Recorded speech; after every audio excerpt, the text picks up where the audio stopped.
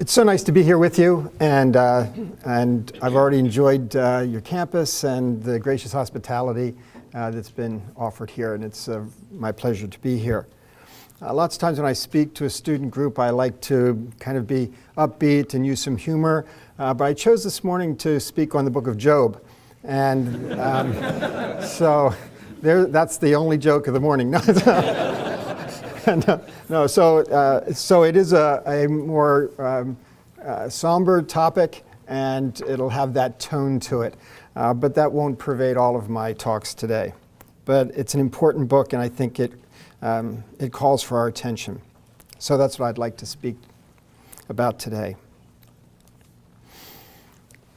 Millions upon millions of mankind burned, crushed, bruised, mutilated, slaughtered. For what? For thinking. For walking around this world with the wrong-shaped eyelids, wrong-shaped noses.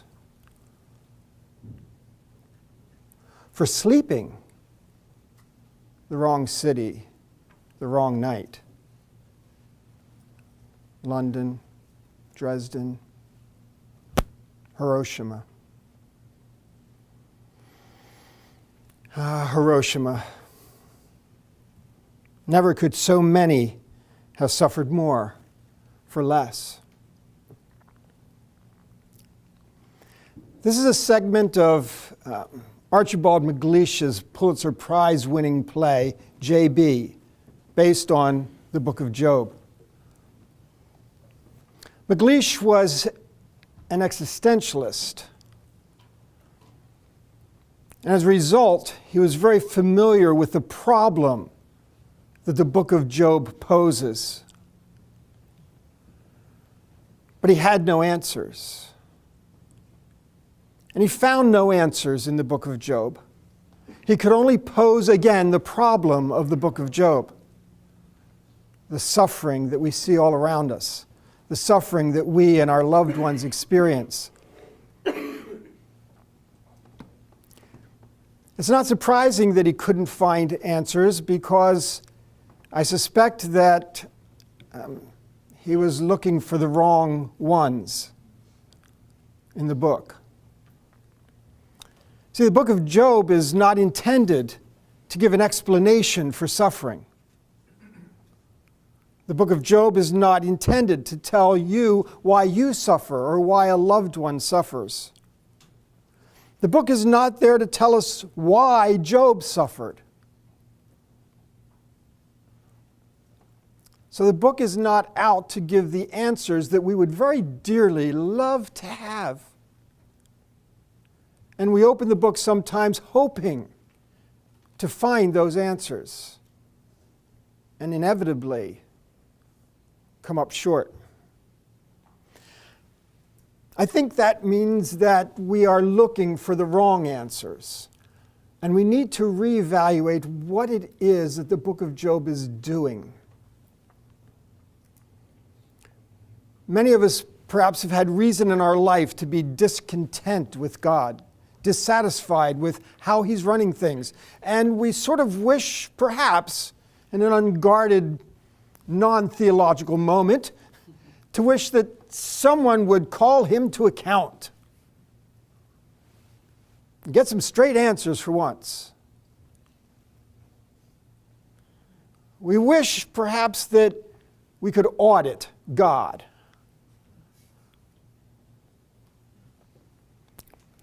Actually, that's exactly what's happening in the book of Job. Because the book is not about Job.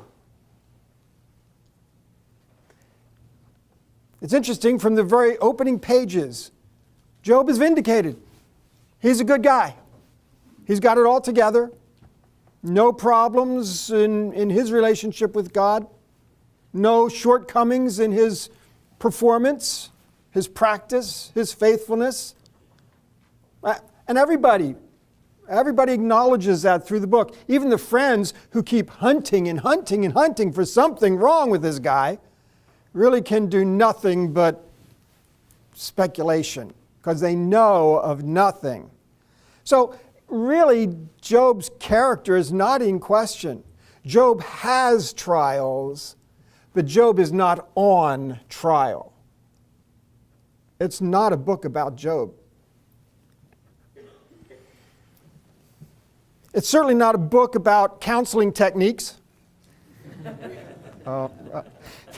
Okay, and we're not really supposed to look through it saying, oh, should I do that? Should I do that? Should I not do that?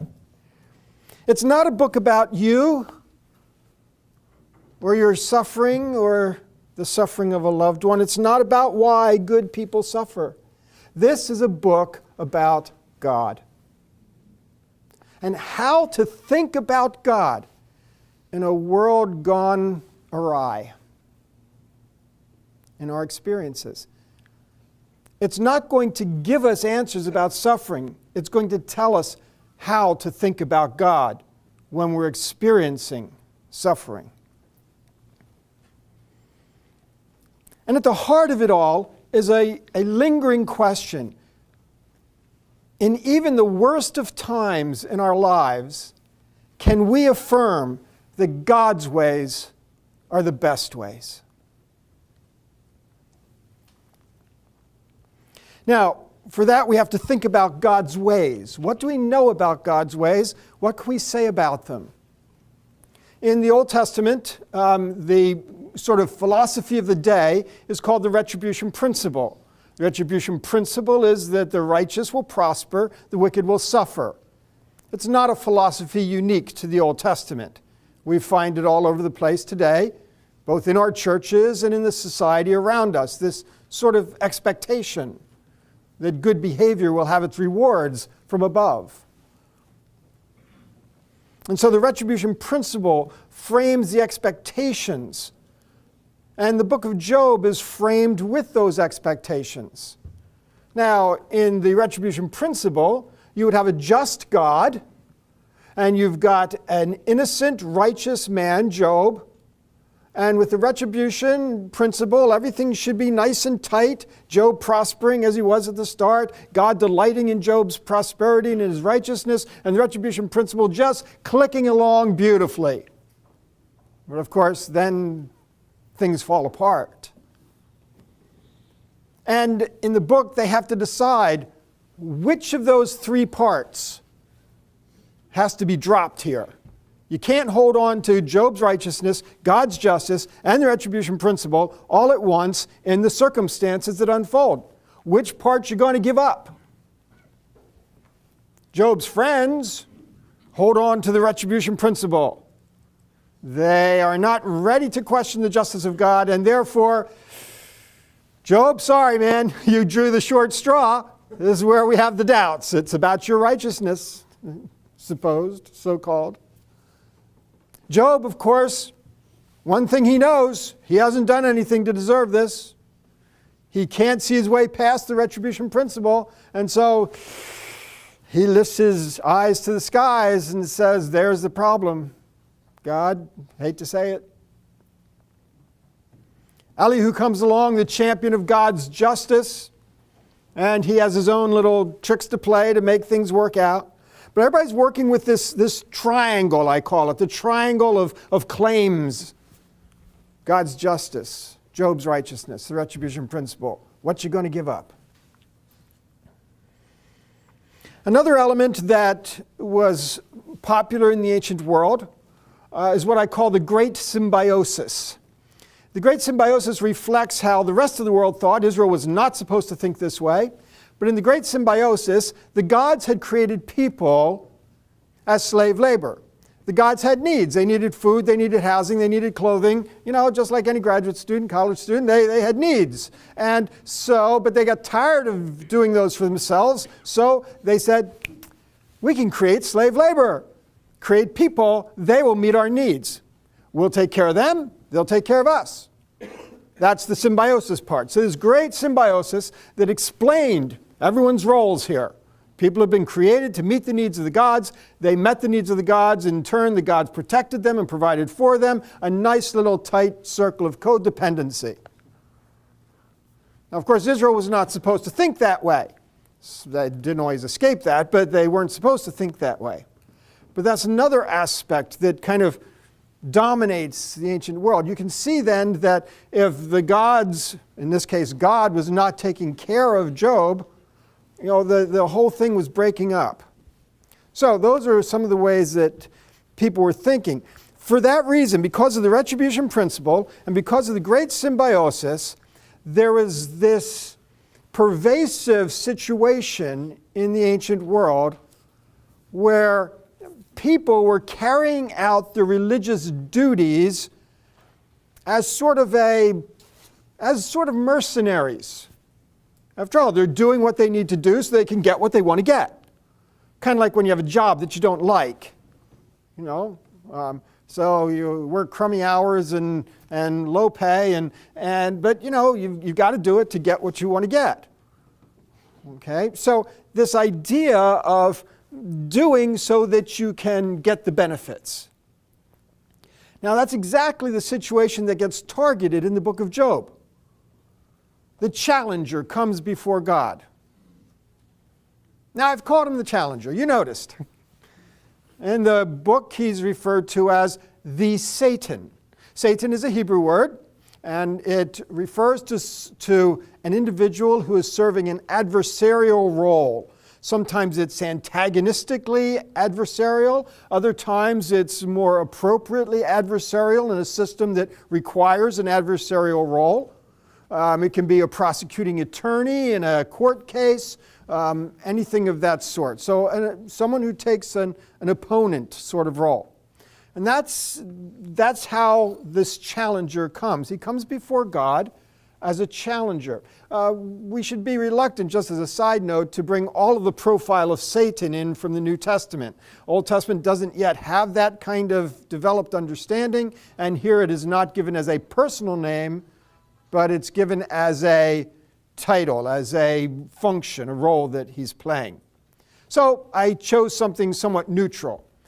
His challenge to God is a legitimate challenge. We shouldn't picture it being uttered with a diabolical chuckle. Boy, I'm going to get that Job guy. I've got a plan. I can do it. We shouldn't read too much of that into it. God treats this seriously, as a serious challenge. And it's this challenger who is coming in to audit God. He is posing a question to hold God to account. A rather presumptuous task. Some might even say, though, that perhaps this was the assignment that he had. This is what he was supposed to do. He's doing his job, just doing my job, don't get on my back. Okay? So he comes in with a very appropriate question. And that question is, does Job serve God for nothing? See, that's the question in the whole ancient world. Because, no, they were not serving God for nothing. They were serving God for benefits. They had blessing and provision and protection to gain. And that's worth a price. So when God says, have you seen my servant Job and his righteousness? The challenger raises the appropriate question. Is it really righteousness? Or is it just protecting his own back, doing what he's got to do to get the benefits? Are you sure it's really righteousness? Is it disinterested righteousness? That's the question. It's not a question whether it's righteousness. What's his motivation for it? Is it disinterested righteousness? Now, in this we find an implicit challenge to God's policies. See, if it's God's policy to bless righteous people, he's training them. Pavlov's dogs, you set up the routine, set up the pattern, immediate responses kind of thing. He's training them. By blessing righteous people, he's encouraging them to desire what he's giving them. And if that's so, then is anybody really righteous just because it's the right thing to do? Just because God is God? Just because that's appropriate? How would you know if you're rewarding them all the time? You've created mercenaries. The challenger then is not only challenging Job's motives, he is challenging God's policies. This is no way to run a world. You're actually subverting righteousness by paying them off. That's the setup of the book. God's policies are on trial, not Job. Once his motives are shown, that will only serve to then give an answer about God's policies. And so God agrees, because after all, the only way you can tell if he's doing it not for benefits is to take away the benefits. Now, this creates a complex situation in the book. Job believes that he's on trial, and his friends do too. Job considers himself to be the defendant in a criminal trial. He tries to shift that. He tries to make himself a plaintiff in a civil case because he keeps trying to call God into court for treating him wrongly. So he's trying to shift his position from defendant to plaintiff. See it? In actuality, of course, it's neither. In actuality, he is the star witness for the defense. God's defense. And this shows us again that it's really God and God's policies that are up for discussion in the book. And really, isn't that what we want to know about? We want to know what in the world is God doing when we're having difficulties.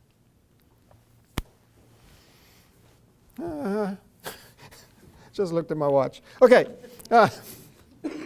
Not only do we have the challenger's challenge about God's policies, the minute Job starts suffering, we get another challenge.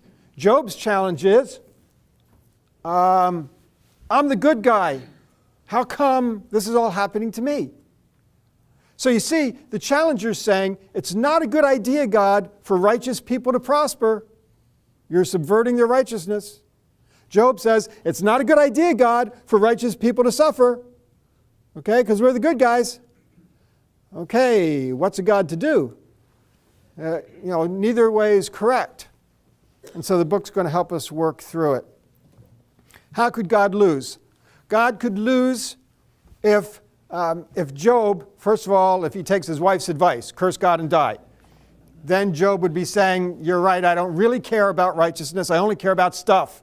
I want the goods. God could lose if Job listens to the friends. The friends want him to just confess to anything. Doesn't matter whether you did it, whether you think you did it or don't. Doesn't matter. Confess to anything.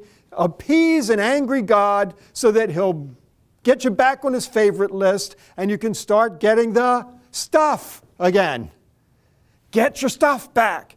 The minute Job adopts a mentality of get your stuff back, God loses.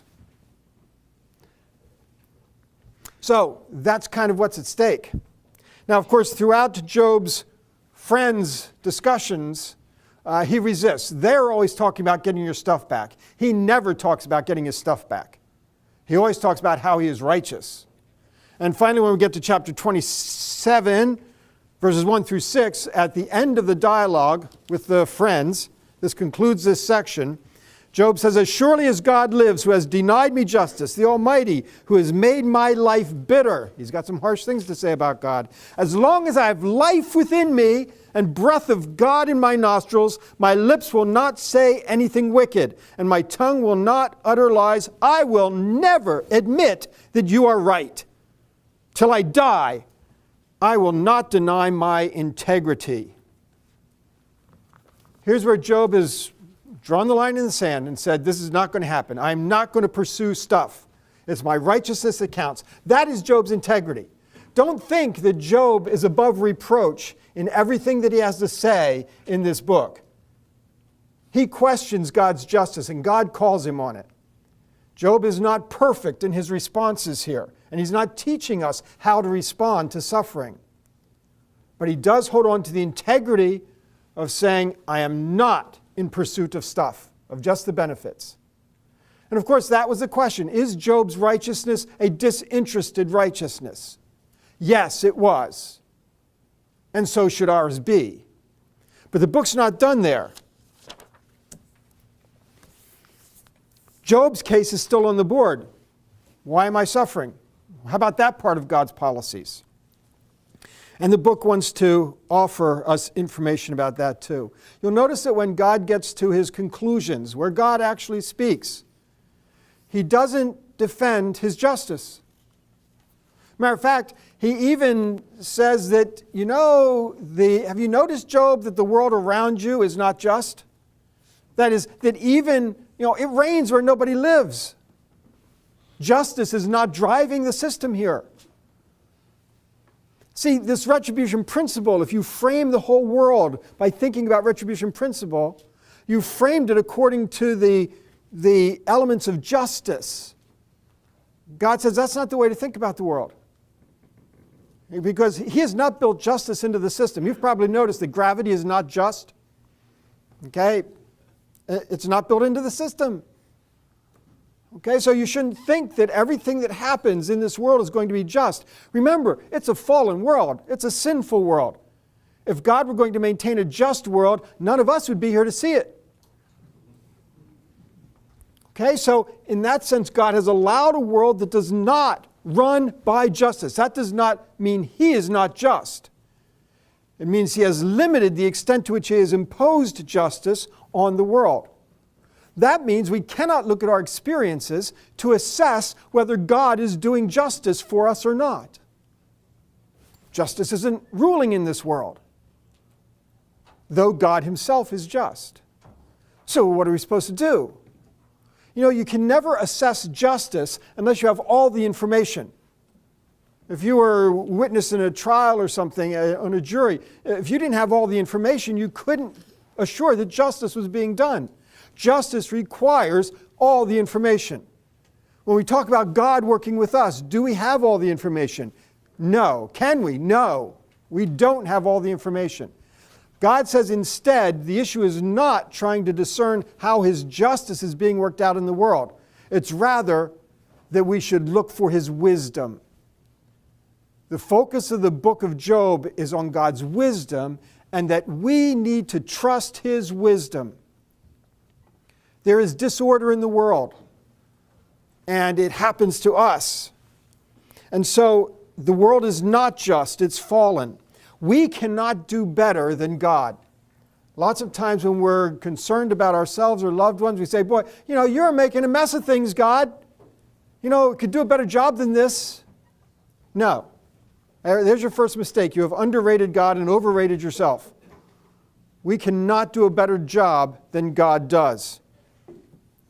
We trust his wisdom because his wisdom is the foundation. He has created the world he has created to run the way that he has decided to run it. And we must trust his wisdom. We cannot expect explanations. And Jesus deals with this in the book of John. Remember the blind man, the man born blind, John chapter 9. The disciples encounter this man, they all know him, born blind, and they say, who sinned, this man or his parents, that he was born blind? This, of course, is a retribution principle question. Got Jesus now. Jesus said it was neither this man's sin nor his parents, but that the work of God might be demonstrated in him.